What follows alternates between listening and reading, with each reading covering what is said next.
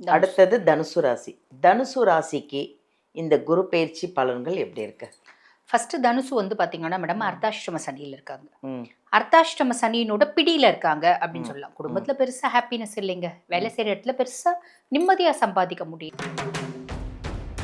உனக்கு பொழைக்க தெரியல, நீ ஏமாந்தவ அப்படின்ற பேரும் இருக்கும். பெண்களா இருந்தா ஏமாந்தவ, ஆண்களா இருந்தா துப்புக்கட்ட மனுஷன் அப்படின்ற பேர் இருக்கும். புரியுதுங்களா? அப்படிப்பட்ட தனுசு இப்ப அர்த்தாஷ்டம சனியில நிறைய இன்னல்களை சந்திக்கிறாங்க.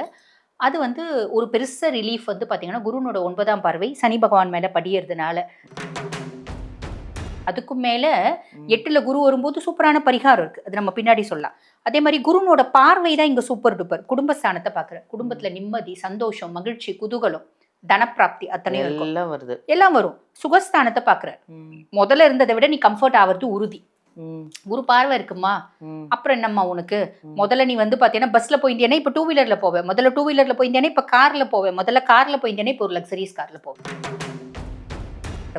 ஒண்ணு குழந்தைங்களுக்கு வந்து பாத்தீங்கன்னா ஏதாவது ஒரு கோல்டு வெள்ளி ஏதாவது வாங்கி வைப்பீங்க. இல்ல பெரிய பிள்ளைங்களா இருந்தா திருமண வரன் கூடி வரும், திருமணம் பண்ணுவீங்க. இல்ல நிச்சயதார்த்தம் பண்ணுவீங்க. இல்ல பிள்ளைங்களுக்கு நெகநெட்டு வாங்குவீங்க. இல்ல பிள்ளைங்களை வெளிநாடு அனுப்பிச்சு படிக்க வைக்கிறது, வீடு வாங்குறது, கார் வாங்குறது, இப்படி ஏதோ ஒரு சுப செலவு அப்படின்றது உங்களுக்கு வந்தே தீரும். எதுனாலும் வரலாம். அது 10 ரூபாய் செலவுனாலும் வரலாம், 10 லட்சம் ரூபாய் செலவுனாலும் வரலாம். ஆனா நீ அந்த செலவு பண்றதுனால நீ சந்தோஷம் அடைகிற, பெருமை அடைகிற. அந்த மாதிரி ஒரு சுப செலவு சாலிடா வரும்.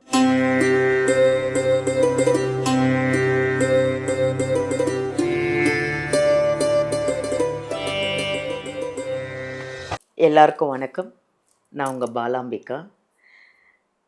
ஜோதிடர் யுகம் சேனல் அனைவருக்குமே ஒரு பெரிய ஒரு வணக்கம். ஏன்னா இந்த சேனல் வந்து நிறைய ஜோதிடரை நீங்கள் பார்த்துட்ருக்கீங்க. நிறைய பேரோட சுவாரஸ்யமான அந்த ராசி பலன்கள் எல்லா விஷயம் இதில் வந்து வராதது இல்லை, அவ்வளோ விஷயங்கள் உங்களுக்கு யூஸ்ஃபுல்லாக நிறைய வந்துட்டுருக்கு எங்கள் ஜோதிடர் யுகம் சேனலில். இது இந்த அளவுக்கு பிரபலமாகினதுக்கு நீங்களும் ஒரு காரணம். நீங்கள் பார்க்கறதுனால இந்த சேனல் வந்து நல்லா அழகாக பிரபலமாயிட்டிருக்கு. இப்போ வந்து புது விஷயம் என்னன்னா, குரு பயிற்சி வரப்போகுது. இந்த குரு பயிற்சி எப்போ அப்படின்னு நீங்களும் தெரிஞ்சுக்கணும். அந்த குரு பயிற்சி பலன்களை சொல்ல வந்திருக்கிற ஒரு பெரிய அருமையான ஒரு ஜோதிடர். அவங்க வந்து ஒரு ஜோதிடர் அப்படின்னு சொல்கிறத விட அவங்க ஒரு அழகு தேவதை அப்படின்னு சொல்லலாம். அவ்வளோ ஒரு அழகான ஒரு ஜோதிடர். ஒரு அன்பான ஒரு குணம். அவங்கள பார்த்தாலே அவ்வளோ அழகு, ஒரு கடாட்சம். அப்படி ஒரு ஜோதிடராக நம்ம பார்க்க போகிறோம். அப்படி யாரும் நீங்கள் பார்க்கணுமா, ரொம்ப ஆவலாக இருப்பீங்கன்னு நினைக்கிறேன். வேறு யாரும் இல்லைங்க, நம்ம ஜோதிடர் டாக்டர் தீபா அருளாளன். உங்களுக்கு எல்லாருக்கும் அவங்கள தெரிஞ்சிருக்கும். நிறைய பேசிகிட்டு இருக்காங்க, நிறைய ராசி பலன், நிறைய விஷயங்கள், நிறைய உங்களுக்கெல்லாம் தெரியாத விஷயம், எனக்கு தெரியாத விஷயம், மக்களுக்கு தெரியாத விஷயங்கள் உங்களுக்கெல்லாம் தெரியப்படுத்திகிட்டு இருக்காங்க. நிறைய ஜோதிட விஷயம் நம்மளுக்கும் தெரிஞ்சுக்கணும் இல்லையா? இப்போது இந்த குரு பயிற்சி பலன்களில் 12 ராசி எப்படி இருக்குது அப்படிங்கிறத அவ்வளோ அருமையாக நம்ம அவங்க வாயால் அவங்க சொல்கிறத நம்ம கேட்க போகிறோம். அவங்கள சந்திக்கலாமா? வாங்க பார்ப்போம். வணக்கம் மேம். வணக்கம் மேம். சொன்னேன்னா அழகுன்ட்டு என்ன ஒரு ஜெகஜோதியா மாதிரி இருந்துச்சு. உண்மையிலேயே மேம் ரொம்ப அழகாக ஒரு அழகான ஒரு கடாட்சமாக உட்காந்துட்டு இருக்கீங்க. அதுவும் குரு பயிற்சிக்கு ஏத்த ஒரு சாரி கட்டிருக்கீங்க, மாம்பழ கலர். குரு பிடிச்ச கலர்ல உட்காந்துட்டு இருக்கீங்க. விருப்பமான வண்ணம். நான் கரெக்டா சொல்லியிருக்கேன்னு நினைக்கிறேன் உங்ககிட்ட. ஸோ இப்போ வந்து குரு பயிற்சி வரப்போகுது இல்லையா? இந்த குரு பயிற்சியில 12 ராசிக்கும் எப்படி இருக்கு அப்படின்னு நீங்க சொல்லி மக்கள் தெரிஞ்சுக்கணும்னு ஆசைப்படுறாங்க. இந்த குரு பயிற்சிக்கு ஒரு சூப்பர் டூப்பரான குவாலிட்டி இருக்கு. அது என்ன அப்படின்னா, இத்தனை வருஷம் வந்தா மாதிரி இந்த குரு பயிற்சி கிடையாது. காரணம் என்ன அப்படின்னா, 12 வருஷத்துக்கு ஒரு முறை தான் குரு பகவான் உச்சம் பெற்று அமருவார். பொதுவாக 12 வருஷத்துக்கு ஒரு முறை.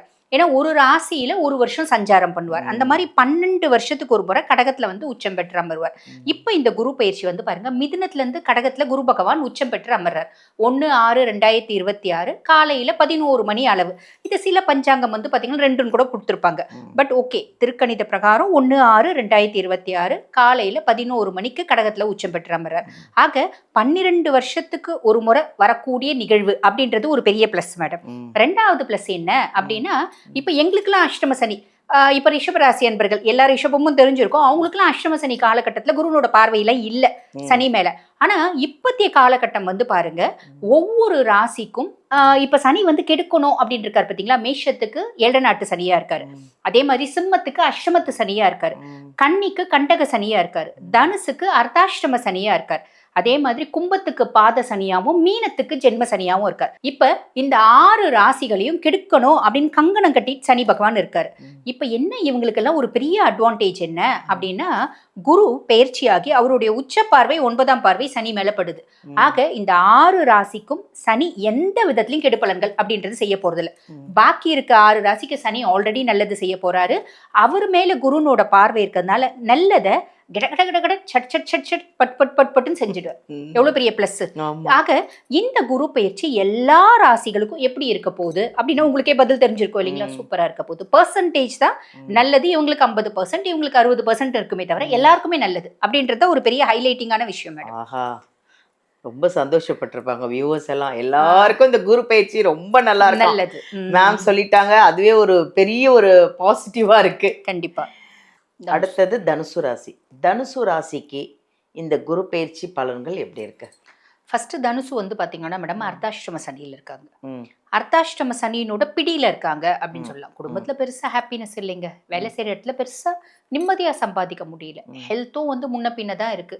சமுதாயத்துல எப்பயுமே மரியாதை எதிர்பார்க்கக்கூடியவங்க, மரியாதை தாராளமா கொடுக்கக்கூடிய ராசி எது அப்படின்னா தனுசு தான் சொல்லணும். காரணம் என்னன்னா உபயராசி, குருனோட ராசி. என்னோட அறிவு மொத்தத்தையும் நான் வந்து பாத்தீங்கன்னா மத்தவங்களுக்கு நான் வந்து யூஸ் பண்ற மாதிரி நான் மொத்தத்தையும் சொல்லி கொடுப்பேன் அப்படின்ற அறிவு. அதுக்கும் மேல ஒரு தனுசு பர்சன் வந்து நமக்கு குருவா கிடைச்சாங்க அப்படின்னா நம்ம செய்யக்கூடிய தொழில நம்மளை விட லக்கி யாரும் இல்லை. பெருசா இந்த இலைமறைவு காய்மறைவு அதெல்லாம் வச்சுலாம் சொல்லி கொடுக்க மாட்டாங்க. எனக்கு என்ன தெரியுதோ அத்தனையும் நான் முழுசும் சொல்லி கொடுக்குறேன் அப்படின்ற பர்சனாலிட்டிஸ். அந்த அளவுக்கு அவங்களுக்கு நல்ல மனசு அப்படின்றது இருக்கும். என்ன அவ்வளோ ஊரே மரியாதை பண்ணாலும், அவங்க இருக்கக்கூடிய ஏரியாவே அவங்களுக்கு மரியாதை கொடுத்தாலும் வீட்டுல பெருசா மரியாதை கிடைக்கிறது இல்லை தனுசுக்கு.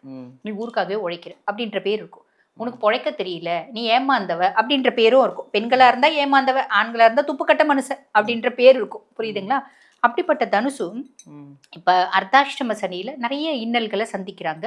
அது வந்து ஒரு பெருச ரிலீஃப் வந்து பாத்தீங்கன்னா குருனோட 9ஆம் பார்வை சனி பகவான் மேல படியறதுனால, சனி அர்த்தாஷ்டம சனியாவே இருந்தாலும் இவங்களுக்கு எந்த விதமான கெடுபலன்களும் செய்ய போறது இல்லை. இது வந்து ஒரு பெரிய பிளஸ் அப்படின்னு சொல்லலாம். அதுக்கும் மேல வந்து பாருங்க, இப்ப குரு என்ன பாவத்துல வந்து உட்கார்றாரு அப்படின்னா 8ல போய் மறையிறாரு. ராசியாதிபன் 8ல போய் மறையிறாரே. குரு பகவானை பொறுத்த வரைக்கும் இருக்கிற பாவத்தை விட பார்க்குற பார்வை தான் பலன் அதிகம் அப்படின்னு சொல்லலாம். இதுக்கு எப்படி சொல்லலாம் அப்படின்னா, நம்ம ஆசிட்டு சொல்லும் போது மக்கள் வந்து யோசிப்பாங்க இது எப்படி சாத்தியம் அப்படின்னு. இதுக்கு ஒரு சின்ன கதை சொல்லலாம். அந்த கதை என்ன அப்படின்னா, தேவேந்திரன் வந்து குரு பகவான் கிட்ட ஜோதிடம் பயின்றார். குரு பகவானுக்கு எல்லாத்துலயும் ஒரு தெளிவு, அதீத நாலேஜ் உண்டு. அப்ப ஜோதிடம் கற்கிறாரு. கற்று முடிச்சுட்டு தேவேந்திரனுக்கு ஒரு செருக்கு வருது. எனக்கு எல்லாம் தெரியும், குருவை விட எனக்கு அதிகமா ஜோதிடம் தெரியும். இப்ப நிறைய பேர் அப்படிதான் நினைச்சிட்டு இருக்காங்க. மத்தவங்கள விட எனக்கு தான் ஜோதிடம் சூப்பரா தெரியும், ஒவ்வொரு ஜோதிடம் நான் தான் எல்லாம் தெரிஞ்சவங்க அப்படின்ற ஒரு மைண்ட் செட் எல்லாருக்குமே இருக்கும். அந்த மாதிரி தேவேந்திரனுக்கும் இருந்துச்சு. தேவேந்திரனுக்கு இருக்கும்போது அந்த செருக்கை வந்து குரு பகவான் கண்டுபிடிச்சிட்டு பேச்சிலே கண்டுபிடிச்சிட்டாரு. அப்போ ஒரு குழந்தை ஜனனம் ஆகுது. அந்த குழந்தையினோட ஜாதகத்தை கணிக்கும் போது சொல்றாரு, இவரும் கணிச்சு சொல்றாரு, இந்த குழந்தையினோட 1 வயசு ஆகும்போது அந்த குழந்தை கரெக்டா அந்த பர்த்டே பிறந்த நாள் அன்னைக்கு குழந்தை இறக்கும் அப்படின்னு கணிச்சு கொடுக்குறாரு. கரெக்டா பிறந்த நாளும் வருது. எந்த க்ஷணம் இவர் வந்து எந்த நேரத்துல குழந்தை வந்து இறக்கும்ன்றாரோ அந்த நேரம் வந்து பாத்தீங்கன்னா பூலோகத்துக்கு வராங்க. குருவும் வந்து நிக்கிறாரு, தேவேந்திரனும் வந்து நிக்கிறாங்க. அந்த குழந்தை யானையில தூளியில வந்து தூங்கிட்டு இருக்கு. ஒரு கட்டை வச்சு தூளி இருக்கும் பாத்தீங்கன்னா, அதுல தூங்கிட்டு இருக்கு. ஒரு பெரிய கருநாகம் அந்த தூளியில வந்து சுத்துது அந்த குழந்தைய சாகடிக்கிறதுக்கு. அப்ப இவங்க 2 பேரும் பார்த்துட்டே இருக்காங்க. தூங்கிட்டு இருந்த குழந்தை அந்த கருநாகத்தை பார்த்த உடனே அது பொம்மை நினைச்சுன்னு எகிரி எகிரி கால கிளகளை அடிச்சுக்கும் பாத்தீங்களா.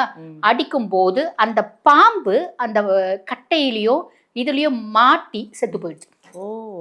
அப்ப வந்து தேவேந்திரன் கேட்கிறாரு, இது எப்படி சாத்தியம்? இது சாத்தியமே கிடையாது. என்னோட குறிப்பு வந்து பாத்தீங்கன்னா மாறவே மாறாதே, என்னோட கணிப்பு தப்பா போகாதே, ஜாதகத்துல குருனோட பார்வையும் இல்லையே குழந்தையோட ஆயுஸ்தானத்துல. அப்ப குரு பகவான் சொல்றாரு, ஜாதகத்துல இல்ல, ஆனா நிஜத்துல நான் பார்த்துட்டு இருக்கேன் இல்ல, என்னோட பார்வை இருக்கு இல்ல, அப்ப அந்த குழந்தை எப்படி இருக்கும் அப்படிங்கிறாரு. ஆக இந்த குருனோட பார்வை பலம் இவங்களுக்கு வந்து சொல்றதுக்காக இந்த விஷயத்த சொன்னேன். 8ல வந்து பாத்தீங்கன்னா மறையிறாரே, எங்களை கெடுத்துருவாரா, பயப்படாதீங்க, குருனோட பார்வை பலம் உங்களுக்கு இருக்கு. அப்ப இருக்கிற இடத்தை விட பாக்குற பார்வைக்கு பலன் அதிகம் அப்படின்றதுக்காக இந்த கதை சொல்லியிருக்கேன். 8ல குரு போறாரு. அப்ப என்ன விஷயம், ராசி அதிபன் 8ல மறையிறான். 2 விஷயத்துல கவனமாயிரு. ஆரோக்கியத்துல கவனமாயிரு, அதே மாதிரி சேர்க்கையில கவனமாயிரு. ரொம்ப எளிமையான விஷயம். பெண்களா இருக்கீங்க அப்படின்னா கணவனோட ஆரோக்கியத்துல கொஞ்சம் கவனமா இருங்க. அதுக்கும் மேல 8ல குரு வரும்போது சூப்பரான பரிகாரம் இருக்கு. அது நம்ம பின்னாடி சொல்லலாம். அதே மாதிரி குருனோட பார்வை தான் இங்க சூப்பர் டூப்பர். குடும்பஸ்தானத்தை பாக்குற, குடும்பத்துல நிம்மதி, சந்தோஷம், மகிழ்ச்சி, குதூகலம், தனப்பிராப்தி அத்தனையும் இருக்கும். எல்லாம் வருது. எல்லாம் வரும். சுகஸ்தானத்தை பாக்குற, முதல்ல இருந்ததை விட நீ கம்ஃபர்ட் ஆகிறது உறுதி. குரு பார்வை இருக்குமா, அப்புறம் என்னம்மா உனக்கு? முதல்ல நீ வந்து பாத்தீங்கன்னா பஸ்ல போயிருந்தேன்னா இப்ப 2 வீலர்ல போவேன், முதல்ல 2 வீலர்ல போயிருந்தேன்னா இப்ப கார்ல போவேன், முதல்ல கார்ல போயிருந்தேன்னா இப்ப ஒரு லக்ஸரிஸ் கார்ல போவேன். இந்த மாதிரி உன்னோட கம்ஃபர்ட் அதிகமாகும். இதுக்கு குருவே கேரண்டி அப்படின்னு சொல்லலாம். 12ஆம் பாவத்தை பாக்குற, சுப விரயம் அப்படின்றது கண்டிப்பா ஒண்ணு நடக்கும். ஒண்ணு, குழந்தைங்களுக்கு வந்து பாத்தீங்கன்னா ஏதாவது ஒரு கோல்டு வெள்ளி ஏதாவது வாங்கி வைப்பீங்க. இல்ல பெரிய பிள்ளைங்களா இருந்தா திருமண வரன் கூடி வரும், திருமணம் பண்ணுவீங்க. இல்ல நிச்சயதார்த்தம் பண்ணுவீங்க. இல்ல பிள்ளைங்களுக்கு நெகநெட்டு வாங்குவீங்க. இல்ல பிள்ளைங்களை வெளிநாடு அனுப்பிச்சு படிக்க வைக்கிறது, வீடு வாங்குறது, கார் வாங்குறது, இப்படி ஏதோ ஒரு சுப செலவு அப்படின்றது உங்களுக்கு வந்தே தீரும். எதுனாலும் வரலாம். அது 10 ரூபாய் செலவுனாலும் வரலாம், 10 லட்சம் ரூபாய் செலவுனாலும் வரலாம். ஆனா நீ அந்த செலவு பண்றதுனால நீ சந்தோஷம் அடைகிற, பெருமடைகிற. அந்த மாதிரி ஒரு சுப செலவு சாலிடா வரும். பெருசா கவலைப்படணும் அப்படின்ற அவசியம் இல்லை. ஆக 8ல மறையிறாரேன்னு வருத்தப்படாதீங்க. பார்வை இவ்வளோ நல்லது செய்ய போது. மறைந்தாலும் நம்ம சில விஷயம் நம்ம சொன்ன பார்த்தீங்களா, செயற்கையில கவனம், இடன் சீக்ரசிஸ், இடன் ரிலேஷன்ஷிப் ஏதாவது இருக்குன்னா அதில் கொஞ்சம் கவனம். எங்க குடும்பத்தினோட சொத்து இருக்கு, இல்லை நானே வாங்கி போட்டிருக்கேன், மேல்மருவத்தூர் பக்கத்துல உள்ள வாங்கி போட்டிருக்கேன் 2 கிரவுண்டு, போய் பாருங்க சாமி.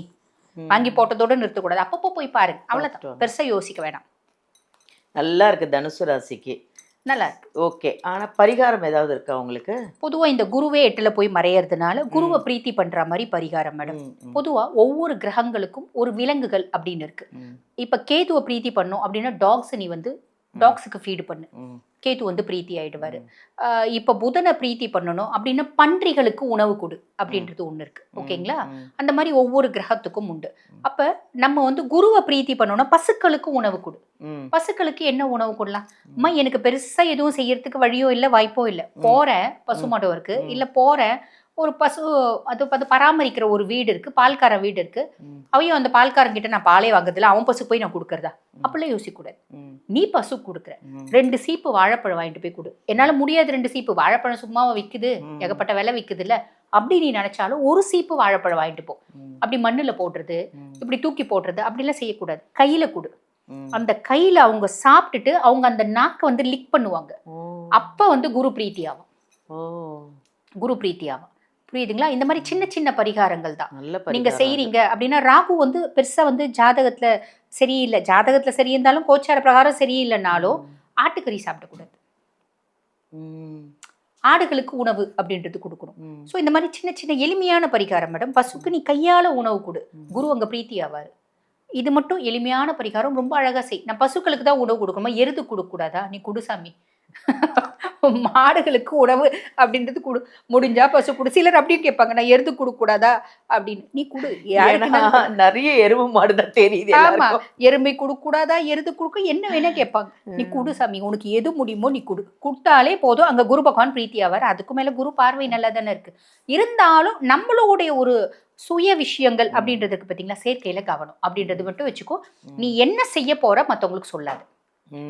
நான் வந்து பாரு பிசினஸ் ஆரம்பிக்க போறேன், இந்த பிளான் பண்றேன், அந்த பிளான் பண்றேன், இது பண்ணலான் இருக்கேன் சொல்லாது.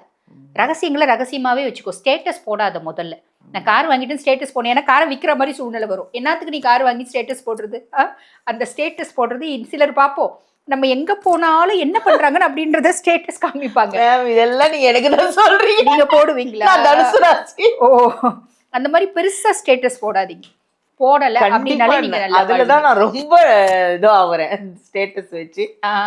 உண்மையிலே நாளைக்கே போய் பசுமாட்டுக்கு வாழைப்பழம் சீப்பு பழம் வாங்கி பசுமாட்டுக்கு கொடுக்குறேன், கையில கொடுத்து. அந்த உண்மையிலே நீங்க இப்ப இவ்வளோ ஸ்டோரி சொன்னதெல்லாம் எனக்கு தான், நான் தான் லாஸ்ட் சொல்லுவோன்னு இருந்தேன்.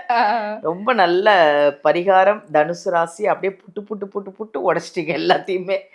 ரொம்ப நல்லா இருந்தது. Thank you thank you ma'am. Thank you thank you. என்ன என்ன சொல்றதுன்னு தெரியல. நம்மளோட ராசியை ஒருத்தர் சொல்லும்போது நம்ம அதை எப்படி கூர்ந்து கவனிக்கிறோம் தெரியுமா? என்ன சொல்லுவாங்க, என்ன பரிகாரம் சொல்லுவாங்க, இப்படி சொல்லுவாங்களா, அப்படி சொல்லுவாங்களா? நான் இப்போ அவ்வளோ நேரம் அசைக்கவே இல்லை கண்ணை, அப்படி கேட்டேன் நான். தனுசு ராசி உண்மையிலே நல்லா இருக்கு, எனக்கு ரொம்ப நல்லா இருக்கு. தனுசு ராசிக்கு ரொம்ப ரொம்ப நல்லா இருக்குன்னு சொல்லிட்டாங்க. அந்த பரிகாரத்தையும் சொல்லிட்டாங்க. நான் நாளைக்கே பண்ணிடுவேன் அந்த பரிகாரத்தை. அதே மாதிரி உங்களுக்கும் நிறைய 12 ராசிக்கும் ஒரு ஒரு பரிகாரங்கள் சொல்கிறாங்க. ஒரு என்ன சொல்கிறது, ஒரு நம்மளுக்கு உள்ள வாகனம் என்னவோ, நம்ம ராசிக்குள்ள வாகனம் என்ன, மிருகங்கள் என்ன, அதுக்கு என்னென்ன கொடுக்கணுன்றதெல்லாம் அவ்வளோ அழகாக சொல்கிறாங்க. எல்லாம் ஃபாலோ பண்ணுங்கள், சூப்பராக இருக்கும். இந்த குரு பயிற்சிக்கு முன்னாடியே இதெல்லாம் செஞ்சீங்கன்னா அந்த குரு பயிற்சி வரும்போது நீங்கள் டாப் வேற லெவலில் போயிடுவீங்க எல்லாருமே. அதனால் நிறைய விஷயங்கள் அவங்க ஷேர் பண்ணிகிட்ருக்காங்க. எல்லாத்தையும் ஃபுல் வீடியோ பார்த்து நீங்களும் அதே ஃபாலோ பண்ணுங்கள். தேங்க்யூ.